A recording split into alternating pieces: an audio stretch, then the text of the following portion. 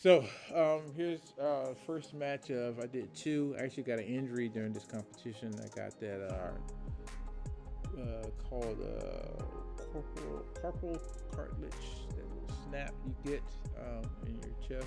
But yeah, so I only got to do two matches here. I think I played a little bit longer, way before with someone on the side. But anyway, get to the meat. So we're going to do a fixed step here. I'm going to get this rolling and get it set up.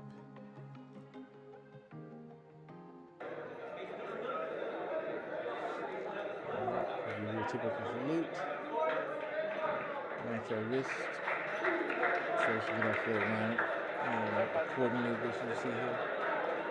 Trying to make it even and fair. So as you notice how we start, so you see it's a typical start, it's a typical horizontal circle. We got wrist to wrist. His left hand's on my right elbow. You see it's kind of on the outside, not much pressure. So if you notice with mine, is there, but I'm already I have a sense of control already with it. His hand is kind of really loosely touching. You can kind of see with the curvation of my hand, and you probably, if you can sense, my fingers are already kind of in a position, if you will. So I'm already kind of sensing where he is, if you will, with that. I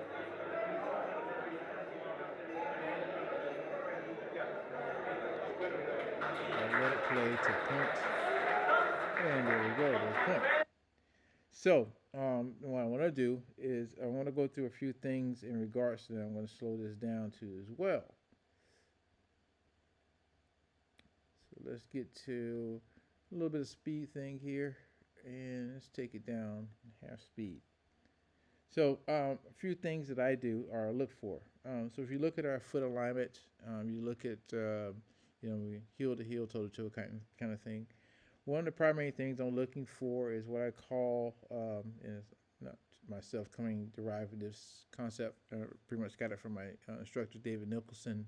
One of the key focal points is looking for a triangle. So what we have here is heel to heel. That's the base of the triangle, and then take it up to his toes. So his toes are going to project from the center line in the middle here. It's going to create this triangle, and so I know obviously doesn't have a tripod, so this is the area of kind of contact. I mean contact area of attack that I'm looking for. But it's only a point of basis, kind of see where this person kind of balance is referenced. So what I'm constantly will do is when I'm going through this circle or this looking at this triangle, I'm looking for ways to break it. So what I'll typically do is to see how this person protects their center from this elbow right here. And what I'll do is since I have the hand on the elbow, I'm going to give a little bit of pressure there and watch him respond. And after his response, what I'm going to do, I'm going to attack that triangle with this side over here. I'm going to go right to this point where he's responding to the pressure in this arm or his right elbow with my left hand, and he's going to want to pop it out in that direction. He wants to go back this way, and so what I do when he goes that way, I just kind of add on to it that same energy. So it's kind of going back to the principle of following someone or sticking to someone and giving them energy to where they want to go and not resisting to where he wants to go. So let's give it a look.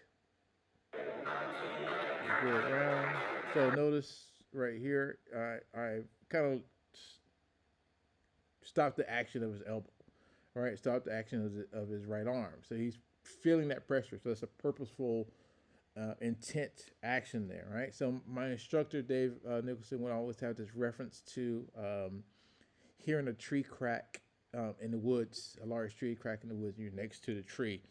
And, using this in Tai Chi principle, you hear the tree crack, and the first thing you may do is put your hand on the tree, and you feel that the tree is really heavy and it's pushing towards you. So you feel the tree pushing towards you. So if it's pushing heavy on you, you don't want to try to hold on to it because it's going to, obviously going to fall prey to it. It's going to fall on top of you. So you yield to it and move to the side. So you're basically redirecting the tree's fall for that pressure. Second, you feel the tree crack and you feel that it's kind of going away from you. So what do? You add on to that. You add on to that push. And so what we're starting off here is where we hit a tree crack and we don't quite know which way it's going to go. So we're kind of making it shift left and right and see which way it's going to give. And so basically what happens, I push on the tree and I feel that it's going to go to his right. So I'll just add on to that action with my right hand going to the center. Okay? So that's a little bit of a strategic game, but I'm also doing the basic principles of listening to where he's trying to go, because he could have actually yielded in with his hand, and obviously that would yield a different response. Okay, um, we'll keep it going a little bit forward. Well, keep it slow for right now. Of course, we go back and we reset. And another thing to notice is that I'm not doing the typical a lot of shifting back to back leg completely, like taking myself out of action, because I can also feel that he's already trying to take an advantageous position here with his posture, right? So he's already forward. So if I go any further back, I'm really kind of giving up, far more too much space. Of course, I can use Lou, which you'll probably see me do some of that in this match as well. But for right now, since we're starting, I don't want to give him any more ground. So well, I kind of cut that off right here, if you see. So if you notice, I rotate back out, and I'm going to go back to the same application. So notice the pressure here on my left hand on his elbow. And he's going to want to get that away from his center. So I'm really using that, pressing towards his center. But already I have my aim in play to kind of shoot him right back on that triangle.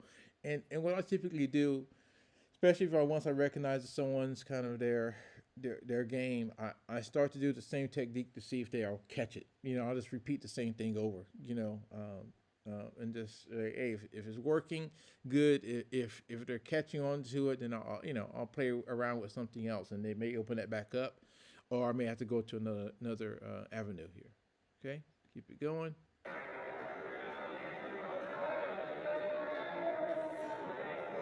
So let's go back a little bit again. So if you notice, he's kind of stopped my inward um,